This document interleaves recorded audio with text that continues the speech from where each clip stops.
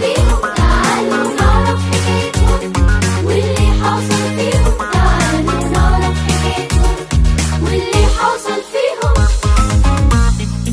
الأول كان ببشارة مولود هيجي، كان مع ميدان بيمهد للي هيجي. ظهر ملاك الرب ويبشر زكريا ابنك ده هيبقى عظيم ويعمل بالمية. الأول كان ببشارة مولود هيجي، كان مع ميدان بيمهد للي هيجي. ظهر ملاك الرب ويبشر زكريا ابنك ده هيبقى عظيم ويعمد بالمية.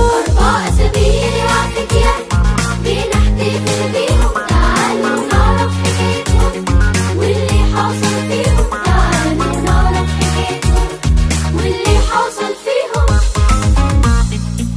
والتاني كان بيحكي عن أعظم قصة لما الحنان اختار مريم. ازاي ننسى وبعت ملاك الرب ليها وبشرها علشان يكون خالق الكون مولود منها. التاني كان بيحكي عن أعظم قصة لما الحنان اختار مريم. ازاي ننسى بعت ملاك الرب ليها وبشرها علشان يكون خالق الكون مولود منها.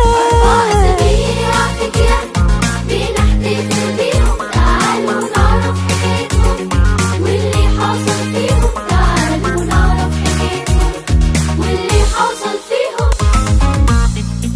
والتالت كان بيحكي عن قلبي رائع. أم الإله رايحة وبتخدم بتواضع لإليصابات ومعاها جايبة لها هدية زي الإخوات ربطهم محبة قوية.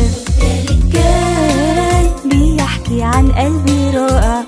الإله رايحة وبتخدم بتواضع إليصابات ومعاها جايبة لها هدية زي الإخوات ربطهم محبة قوية.